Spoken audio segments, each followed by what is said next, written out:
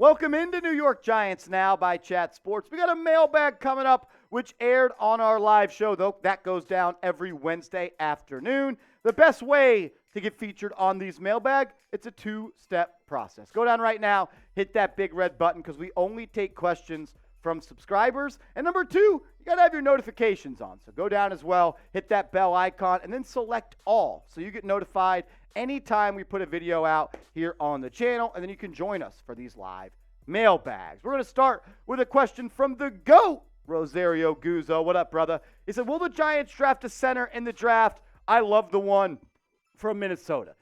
I sure hope they draft a center in the draft. For me, if I had to order my Giants' biggest draft needs, I would say wide receiver is number one, interior offensive line is number two. I'd put off-ball linebacker number three and cornerback number four. I think it's time for the Giants to invest in that interior offensive line. John Feliciano did a good job as kind of a stopgap at that center spot. I'd like to bring him back on a one-year deal, kind of on the cheap, but I don't want to bring him back as the starter. I'd like for him to be a depth piece.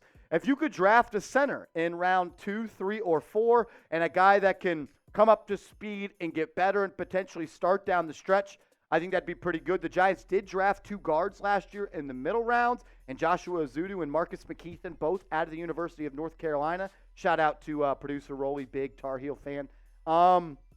Giants need to get better on the interior offensive line.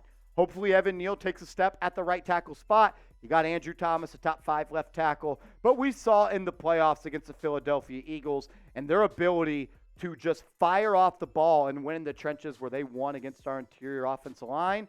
That's a big weakness for this team. I would look to draft either a center or another starting guard in the top 3 rounds of this draft. Appreciate you, Rosario. Question number 2 coming in from my guy Rodon Plays. Says, do you think Saquon will stay or do you think he will leave? And that's a question of the offseason right now. I believe if I had to bet on it, he would be back. But I'd be lying to you if I didn't also say that I don't think it'll be drawn out. I don't think this is going to end at the early part of the offseason. I think it's going to stretch well beyond the NFL draft and maybe as well into the offseason, into OTA. Saquon Barkley believes he's a top 5 back. There's a report out there that he turned down a contract of almost $12 million per year. He said he didn't want to reset the running back market, but if you turn down $12 million per year, which is top 5 money, how much more are you realistically wanting? The top guy is Christian McCaffrey at about $16.5 million. I don't want to pay Saquon Barkley anything over $12.9 million. 13 is the highest I would go. If you have to franchise tag him and trade him, I would do that. Running back is always an interesting position to monitor when it comes to second contracts because it doesn't really usually work out. Look at a guy like Alvin Kamara. That didn't work out. Dalvin Cook. That didn't work out. I mean, the only really ones that have are Derrick Henry. And I would have said the Christian McCaffrey contract didn't work before he got traded. You also got Ezekiel Elliott. That second contract has hindered the Cowboys from making moves. I think Saquon's special. I'm trying to think with my head and not my heart. My head says trade him or let him go. My heart says bring him back. I am totally conflicted. If I had to predict today, I do think Saquon will be a Giant next year, though.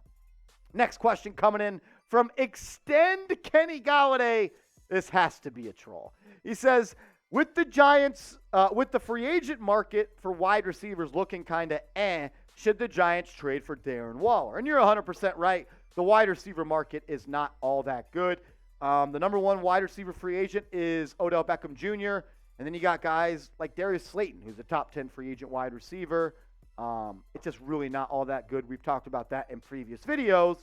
So I like the idea here of trading for Darren Waller, a guy that's pretty damn good, one of the best receiving tight ends in the NFL, especially in 2019 and 2020, over 197 grabs, 12 total touchdowns, and almost 2.5 thousand yards in those seasons. But if you look at what he's done in the past 2 seasons, he really hasn't lived up to the bill. He just got that contract extension. It's pretty easily tradable, but I don't really want to give up premium draft pick compensation for a guy like Darren Waller, who's been hurt the past 2 years and really not all that effective.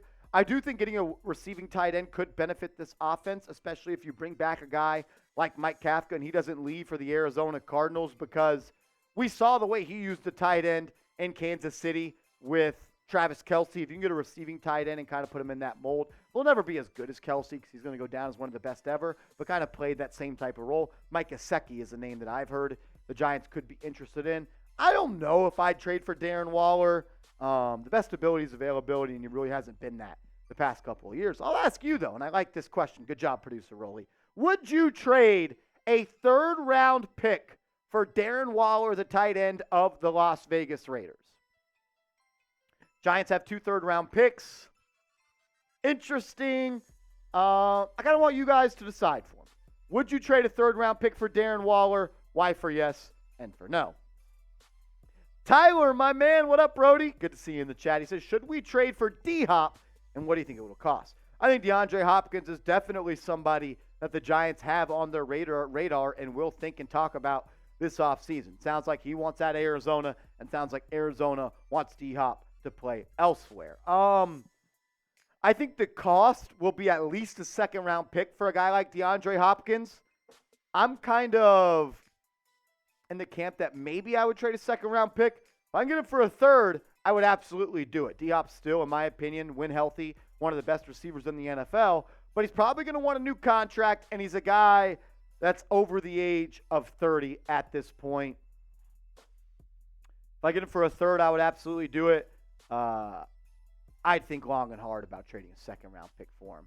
No doubt about it. We'll get to more questions coming in from the real ones here in a second. But first, I want to give a huge shout-out to today's sponsor, BetUS. Go to chatsports.com/bet and use that promo code CHAT125 for a 125% deposit bonus. The best sports book in the game, chatsports.com/bet. Promo code CHAT125. When you use that, you'll get a 125% deposit bonus if you put $100 in as your down deposit. Also, bet on the Super Bowl, as that is just a couple of days away. The Chiefs are entering here as the underdogs in this one. The Eagles are the favorites at -1. The total over-under is 51. I'm betting Chiefs money line. Kind of betting with my heart. I don't want the Eagles to win whatsoever. Just make sure you bet on the Super Bowl with our proud sportsbook partner, BetUS. That's chatsports.com/bet and promo code CHAT125. Jay Livingston. What up, Jay Liv? The definition of a real one. Says, do you think the Giants ever build a linebacking corps like the I don't know. I kind of think that the linebacking position has kind of gone down a little bit in value, but you look at the good teams out there. The Eagles, they have really good linebackers. The 49ers, they have really good linebackers. The Giants have to improve in that spot, no doubt about it. You're not going to be able to get by with Jalen Smith and Gerard Davis and the guys that you had last year. And I think this question goes also with Mr. Cha. What up, Rick? He says, is there any inside linebackers in free agency? Do you think the Giants will pursue them? The top 5 linebackers heading into free agency are Lavonte David of the Tampa Bay Buccaneers. He's an all-time linebacker, just kind of getting up in there in the age column. You got David Long of the Tennessee Titans. He's kind of a newer guy onto the scene, played really good last year. You got TJ Edwards of the Philadelphia Eagles. You got Tremaine Edmonds of the Buffalo Bills and Jermaine Pratt of the Cincinnati Bengals. I like Pratt because he's good against the run and the pass. But I think if the Giants were to sign a linebacker, it would be Tremaine Edmonds if they decided to go all in. Because Joe Shane knows Tremaine Edmonds. He was the assistant general manager of the Buffalo Bills when he was drafted in the first round. And oftentimes, we've heard Joe Shane talk about he wants to pay guys that he knows who they are and what they are and how they work. And he knows that for Tremaine Edmonds. He knows his habits. He knows his study habits and what he brings to a football team. He's got a personal relationship because of their time in Buffalo. I think if the Giants go all in on a linebacker, it would be Tremaine Edmonds. But I don't know if the Giants are going to cash in big on the linebacker spot in NFL free agency. I could see him go bargain shopping and trying to piece that thing together like they did this past year. Jason, what up, man? Says, will Wink or Kafka come back to New York? As we do have some breaking news, Brian Flores has signed as the defensive coordinator for the Minnesota Vikings, which makes me feel like, wasn't he a finalist for the Arizona Cardinals job? So now it comes down to Mike Kafka and Lou Anarumo. I have a bad feeling about Mike Kafka. These were the Cardinals head coaching finalists as we recorded this on Monday, February 6th. Flores is now out of the running. Got Lou Anarumo and Mike Kafka. I'm praying that the Arizona Cardinals, Jason, do not hire Mike Kafka. I mean, Martindale's also the betting favorite to be the Colts head coach. So there's definitely an opportunity and a chance where the Giants, this time next week, could be looking to get new offensive and defensive coordinators. Look, Jason, I do know this. If breaking news happens around the Giants or Mike Kafka and Wink Martindale, we're going to break it down here on this channel. Look, we put out videos every single day on the latest Giants news, Giants rumors, trade rumors. We go live every Monday. It's the best way to stay informed. Hit that sub button. Go to youtube.com/NYGiantsTV. James Yoder says, who should the Giants select at pick number 25 in the NFL draft? A couple of guys that I think could be on the Giants' big board when it comes to pick 25. I think Jordan Addison out of USC, the wide receiver, also played for the Pittsburgh Panthers. I believe he's a wide receiver the Giants are going to fall in love with. Just where he can line up on the field in the slot or the outside. He's a big play receiver. If you're looking at a cornerback, which is a big need as well, my favorite in the draft is Joey Porter Jr. out of Penn State. I just like the swag that he has and the physicality. He's a press man corner. He's got long arms, 6'2", 200 pounds. Osiris Torrance, the interior offensive lineman out of Florida, could be a draft target at 25. And then Drew Sanders, the off-ball linebacker out of Arkansas. I think all of those guys are going to be targets for the New York Football Giants at 25. If I had to make my prediction today, I think Jordan Addison is going to be the pick for Giants at number 25. Last one coming from my guy, Trade R.J. Barrett. He says, could a lower-end wide receiver target be Diontae Johnson? We've talked a lot about on this show the past couple of weeks as wide receiver trade targets for the New York Football Giants. Because we've seen Joe Shane as the assistant general manager for the Buffalo Bills alongside Brandon Beane. What did they do when they had a young quarterback in Josh Allen? They traded for a superstar wide receiver in Stephon Diggs. I don't want it to be confused. Diontae Johnson is not a superstar, but he is a damn good receiver. I mean, when you look at what he did the past couple of years, especially in 2021, that was an elite season. 107 receptions, over 1,100 yards, 8 touchdowns, almost 11 yards per pop. I like Diontae Johnson. I don't love Diontae Johnson.